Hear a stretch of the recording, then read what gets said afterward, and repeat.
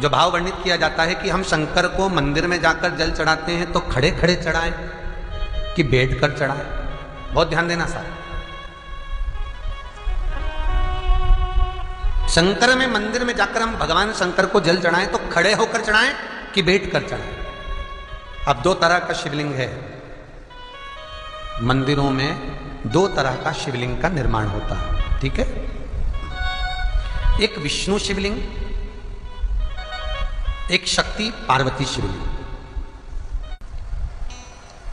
दो तरह का शिवलिंग मंदिरों में होता है, दो तरह का शिवलिंग मंदिरों में होता है, समझ लेना बहुत अच्छी तरह से। एक शिवलिंग वो होता है जो जमीन पर डायरेक्ट जलाधारी रहती है, शिवलिंग रहता है ऐसी जलाधारी पूरी की पूरी, और शिवलिंग जमीन पर रखा रहता है, भूमि पर रखा रहता है, डायरेक्ट जमीन पर।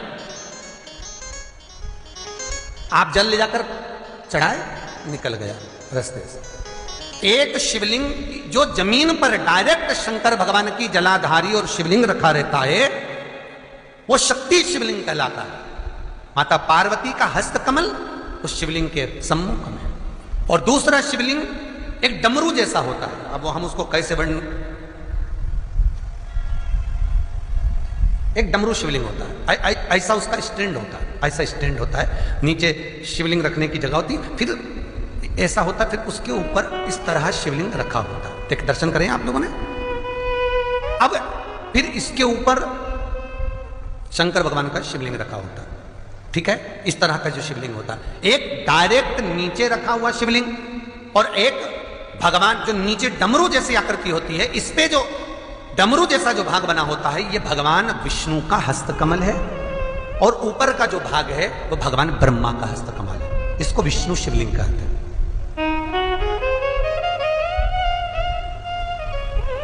इसको हरीश्वर महादेव भी कहा जाता है। कौन सा महादेव कहते हैं?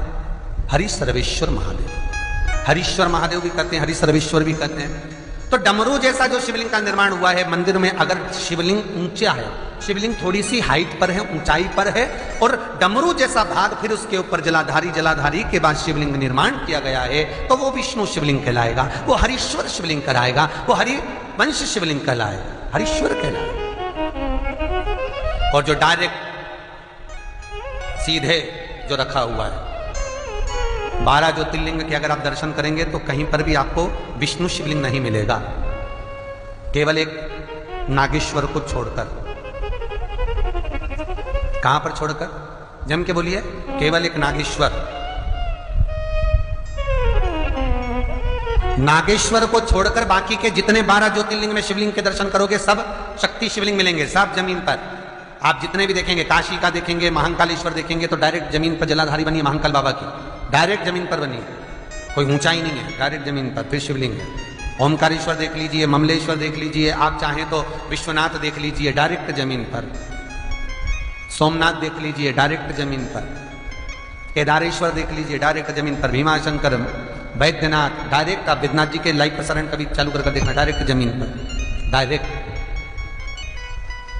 तो जितने भी शिवलिंग हैं सारे के सारे शक्ति शिवलिंग हैं। जो डमरू के भाग पर रखा हुआ है वो हरीश्वर शिवलिंग, विष्णु के हस्तकमल पर जो रखा है, तो शास्त्र कहता है आप शक्ति शिवलिंग का जब जब अभिषेक करें, बहुत ध्यान रखना अपनी जिंदगी में इस प्रसंग को श्रावण के महीने में बहुत ध्यान रखना। आपके आसपास में भी मंदिर हो तो उस पर ध्यान रखना। जो शक्ति शिवलिंग हो उस पर जब भी जल चढ़ाना तो बैठ कर चढ़ाना, बैठ कर चढ़े।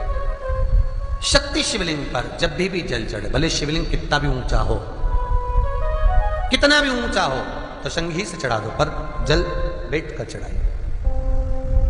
भले शिवलिंग ऊपर है, पूरा तरह से हाथ नहीं पहुंचा, जैसे सोमनाथ जी में अब शिवलिंग कितना बड़ा है, महाकालेश्वर का शिवलिंग कितना बड़ा है, तो उसको तो बैठकर स्नान नहीं करा सकते। भले शिवलिंग कितना भी ऊंचा हो, पर अगर भूमि टच है, शिवलिंग अगर भूमि टच शक्ति शिवलिंग है, तो भले आधा शिवलिंग नहाए, आधे पर पानी जाए, और बैठकर ही स्नान कराया जाता है।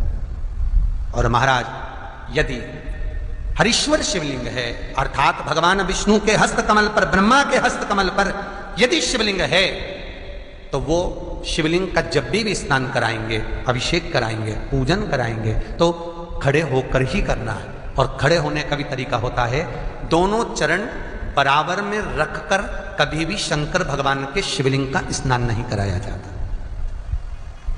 महाराज दोनों चरण बराबर रखकर, अगर हरीश्वर शिवलिंग है, किसी मंदिर में शंकर को जल चढ़ाने के लिए आप गए हो और शंकर को जल चढ़ा रहे हो, तो हरीश्वर अगर शिवलिंग है तो दोनों पांव बराबर रखकर नहीं, एक सीधा चरण थोड़ा सा आगे रखिए और उल्टा चरण थोड़ा सा पीछे रखकर भगवान शंकर का जलाभिषेक करने पर लक्ष्मी जैसे अपने चरण रहते हैं, भगवान शंकर उसी तरह से लक्ष्मी को दौड़ाते हुए अपने घर में प्रवेश करा। लक्ष्मी भागती हुई, अगर जो पुष्टि मार्ग से जुड़े होंगे, जो भगवान ठाकुर जी की सेवा करते हैं, पुष्टि मार्ग से जुड़े हों, श्रीमद वल्लभाचार्य जी से, वल्लभ कुल बालकों से जिनका ब्रह्म संबंध हुआ है, ऐसे अगर जीव हैं, वैष्णव जीव हैं, तो वो दर्शन करते होंगे ठाकुर जी, यमुना जी और महाप्रभु जी का। तो कैसा दर्शन करेंगे?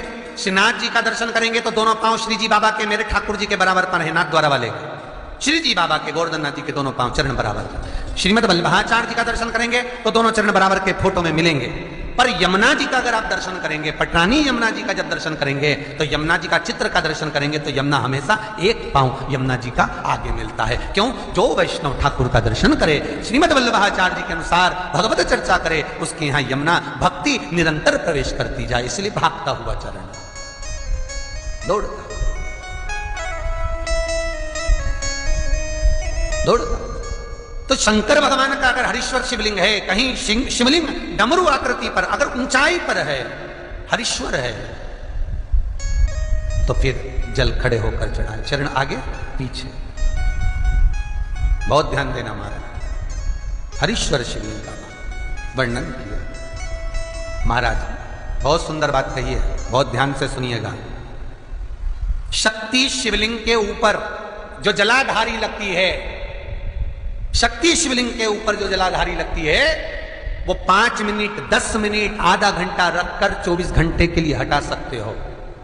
शक्ति शिवलिंग के ऊपर जो जलाधारी लगती है वो 15-20 मिनट रखकर, आधा घंटा रखकर आप हटा सकते हो।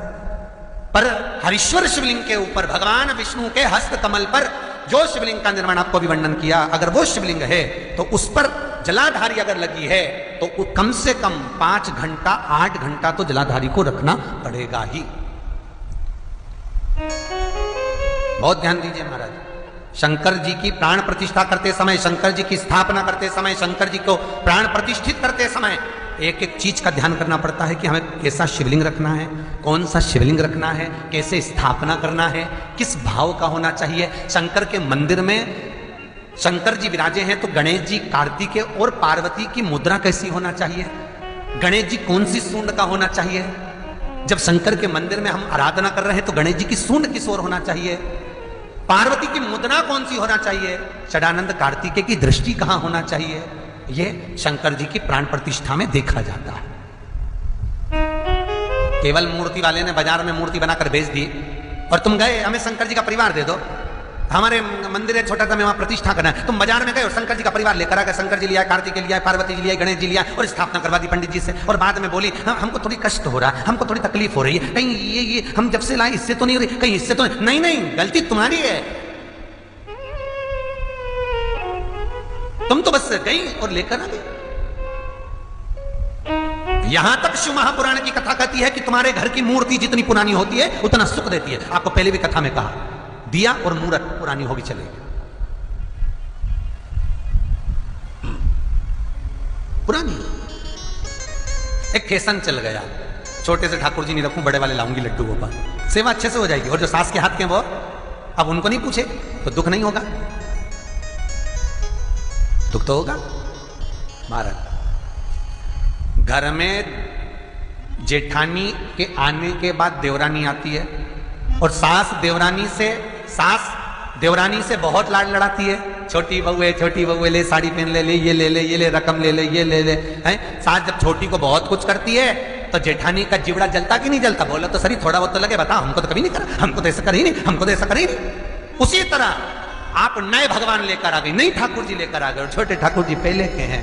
भगवान को लगता है बताओ नए से लाड लड़ा रही, उसको वस्त्र पहना रही, आभूषण पहना रही, मुझे आभूषण तक नहीं, वस्त्र नहीं, जैसे हैं वैसे ही लुढ़क जाते हैं, कौन पहनाए। कोई ने कहा इनको क्यों नहीं पहनाती, छोटे हैं पहनाते नहीं, बनता भाव से पहनाओगे सब पहने। शिव महापुराण की कथा कहती है जितनी मूर्ति छोटी होती है अंगुष्ठ के आकृति से जितनी मूर्ति छोटी होती चली जाती है। शिवाय नमस्तुभ्यम। स्वागत है आप सभी का मेरे चैनल कुबरेश्वर धाम सीहोर में। यदि यह वीडियो अच्छा लगा हो तो वीडियो को लाइक करें, मेरे चैनल कुबरेश्वर धाम सीहोर को सब्सक्राइब करें ताकि ऐसी अच्छी वीडियोस आप तक आती रहेगी। धन्यवाद।